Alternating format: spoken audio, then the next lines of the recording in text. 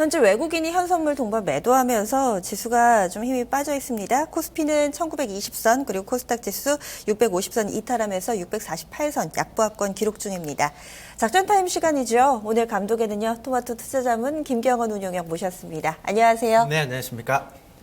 오늘의 작전명부터 알려주시죠. 네, 오늘은 차근차근히 좀 변화하는 부분들이 좀 많기 때문에 그 부분들을 좀 점검을 좀 해드리려고 합니다. 오늘의 작전명은 변화입니다. 네. 바뀌긴 바뀌는데 사실은 여기에서 감을 잡기가 쉽지 않은 것 같은데요. 체크포인트 보기 앞에서 약간 좀 힌트 주세요. 네. 이제 제가 기본적으로 약간 좀 차분한 편입니다. 차분한 편이라서 이 변화하는 상황들을 하나하나 한번 나열을 좀 해드리고 싶습니다. 그래서 네. 그 부분들을 하나하나 살펴보면 지금 시장이 어떻게 가고 있는지 그리고 앞으로 대응을 어떻게 해야 되는지를 좀 명확하게 좀 알 수 있을 것 같은데 네. 체크포인트 세 가지를 네. 우선 말씀을 드리도록 보겠습니다. 하겠습니다. 첫 번째는 지금 체크포인트 보면은요, 세 가지로 저희가 좀 정리를 해봤는데요. 첫 번째는 자금 흐름 변화고요. 두 번째는 수급, 세 번째 실적입니다.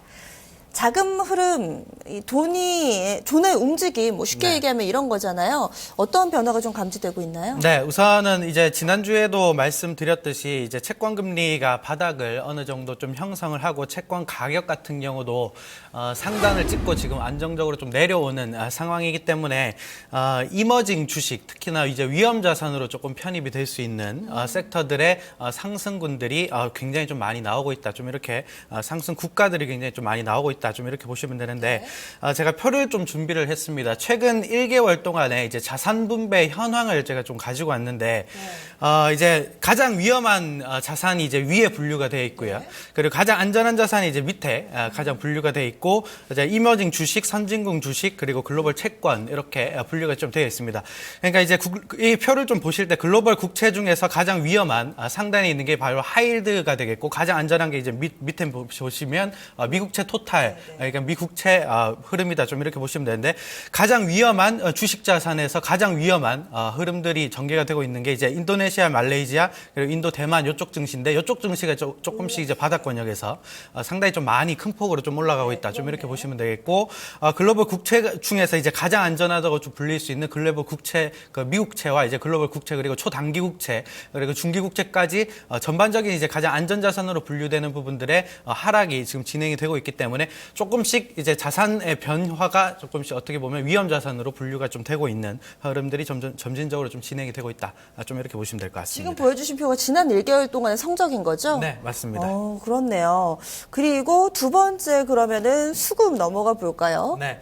아무래도 이제 수급을 바라볼 때는 저는 이제 지수의 흐름들을 바라볼 때는 이제 선물 포지션을 가장 좀 중요하게 생각합니다. 오늘 선물 포지션이 약간 좀 중립적인 흐름으로 좀 전개가 되고 있는데 2015년도 8월 달에 한 번의 급락이 좀 있었고 2016년 2월 달에 또 코스닥이 뭐 사이드카에 걸리면서 이런 맞아요. 이제 어떻게 보면 하락이 좀 있었는데 선물 포지션이 하방에서는 완전하게 좀 지지하는 포지션이 지금 나오고 있다. 좀 이것을 이제 표를 통해서 제가 좀 보여드리도록 하겠는데 2015년 8월 21일 날이 어떻게 보면 저점이었습니다. 2015년 8월 달 급락이 저점이었고 그때부터 이제 외국인들이 1조 가량의 선물 매수가 좀 들어왔던 것을 좀 볼 수 있고요.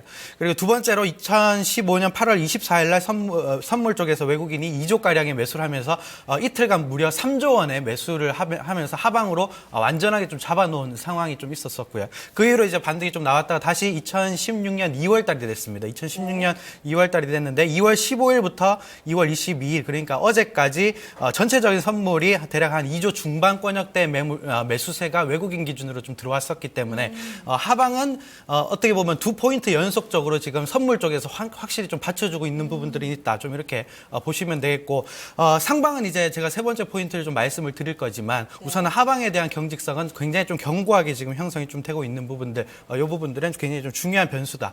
좀 이렇게 보시면 될 것 같습니다. 지난 8월 달에도 하방이다라고 확신을 갖게 해준 부분이 외국인 선물 수급, 선물 그렇죠. 쪽에서 연속적으로 들어온 부분에서 확인됐는데 네. 이번에도 똑같이 좀 재현되면서 확실히 좀 바닥을 잡았다 이렇게 네. 보시던 거예요. 네.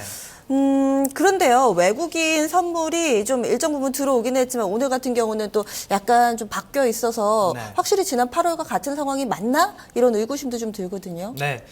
그거를 이제 세 번째와 연계해서 좀 설명을 드릴 텐데 좋습니다. 네, 세 번째 바로 좀 가도록 하겠습니다. 세 번째 네. 이제 실적 변화인데 외국인이 밑은 받치는데 위로는 생각보다 세게 못 살 것이다. 좀 이렇게 보고 있는 근거입니다. 이제 2015년 4분기 영업이익 컨센서스 지금 뭐 계속 발표가 좀 되고 있지만 네. 요 부분들의 표를 보시면 외국인이 위로 상당으로 배팅하기에는 굉장히 부담스러울 것이다. 좀 이렇게 보고 있습니다. 왜냐하면 2016년 1월달 해서 2월달까지 지금 계속적으로 실적 발표가 되고 있지 않습니까? 네. 컨센서스가 지금 계속적으로 빠지고 있습니다. 이게 부담이 될 수밖에 없는 이유는 자, 지금 그 코스피 기준으로 보면 1820선에서 지금 1920선입니다. 아래 권역에서 이제 100포인트 정도 올랐는데 100포인트까지 올리게 된 근거는 지수가 실적 대비 너무나 많이 빠졌기 때문에 네. 너무나 많이 빠졌기 때문에 이제 기술적인 반등으로 올라온 건데 여기서부터 위로는 실적의 영역이기 때문에 컨센서스 자체가 상향되지 않으면 회사 자체가 기업들 자체가 실적이 올라오지 않으면 지수가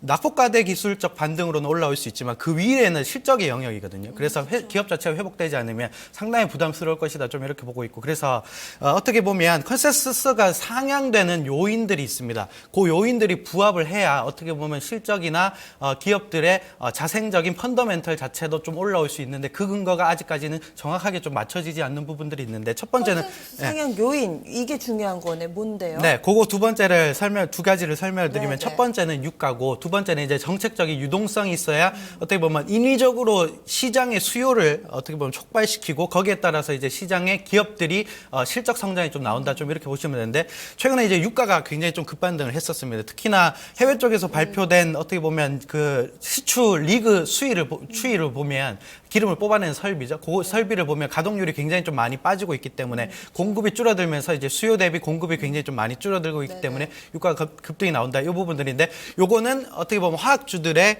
어떻게 보면 실적 그 컨센서스를 좀 변화시키는 요인이다. 좀 이렇게 보시면 되고 컨센서스가 전체적으로 상향되려면 전체적인 분위기가 올라와야 됩니다. 그렇게 되면 인위적으로 지금 뭐 자생적으로 회복될 수 있는 상황이 아니기 때문에 인위적으로 정책적인 흐름들이 좀 올라와 줘야 이 부분들이 좀 부합이 된다. 좀 이렇게 보시면 되기 때문에 아직까지는 실적에 대한 하향 조정이 멈추진 않고 있다. 좀 이렇게 보시면 될 것 같습니다.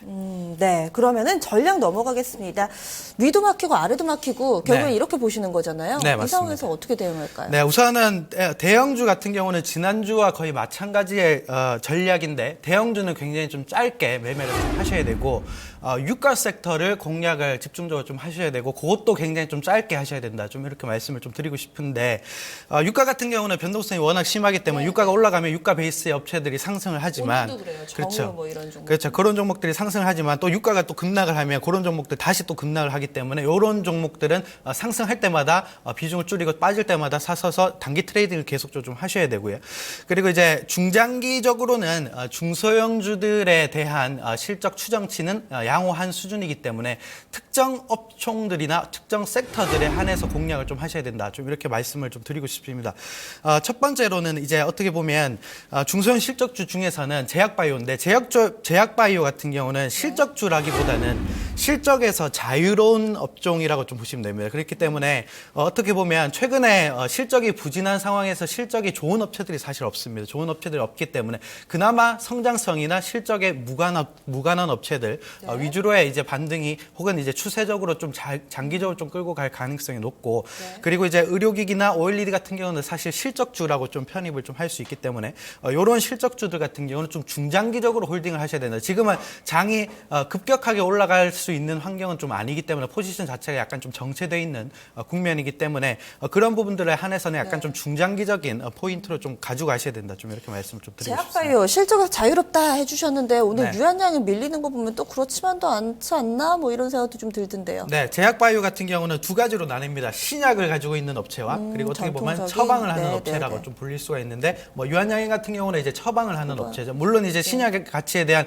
리레이팅으로 상당히 좀 많이 올라왔지만 실적 시즌에서는 약간 좀 눌림목이 좀 나올 수가 있다. 좀 이렇게 보셔야 되겠고 뭐 바이오 업체들 같은 경우는 뭐 한미약품의 어떤 시리즈라던가 아니면 인트론바이오 바이로메드 이런 업체들이 이제 네. 신약 어떻게 보면 실적과 관련 없는 섹터들이라고 좀 볼 수 있겠다. 좀 이렇게 설명드리고 싶습니다. 대형주는 유가 영향 섹터 보자고 했는데 좀 더 네. 구체적으로 봐주세요.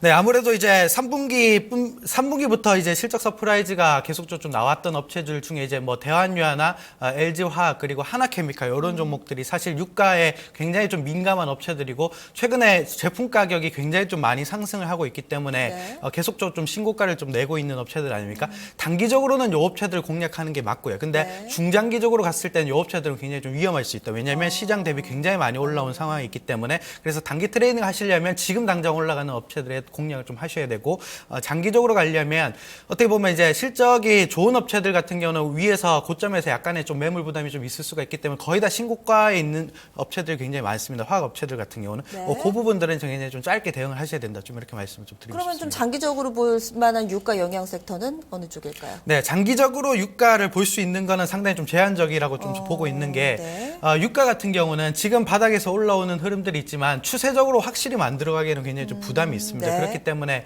어떻게 보면 유가 화학 업체들은 약간은 어떻게 보면 짧게 좀 보셔야 되고 오히려 유가에 연동되지만 조금 길게 볼 수 있는 섹터는 저는 타이어주라고 좀 생각을 하고 있는데 네. 넥센 타이어가 실적이 굉장히 좀 좋았습니다. 왜 그러냐면 작년에 워낙 유가가 하락했었기 때문에 원가가 굉장히 좀 많이 떨어졌었습니다.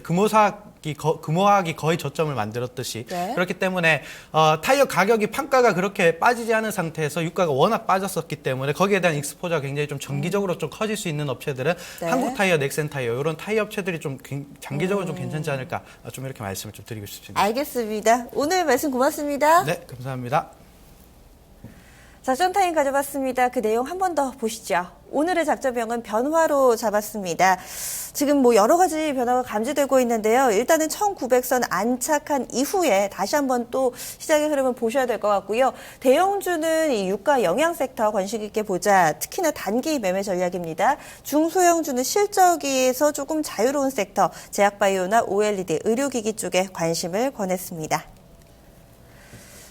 현재 양시장에 외국인 기관 쌍끌이 매도가 이어지면서 지수는 약간 좀 힘이 빠져 있는데요. 오후장에 좀 더 힘을 내기를 기대하겠습니다. 저희가 전달드린 내용은 투자 판단에 대한 도움 말씀이었습니다. 종목의 상승과 하락을 보장하지는 않습니다. 여러분들의 신중한 판단이 더욱더 중요할 것 같습니다.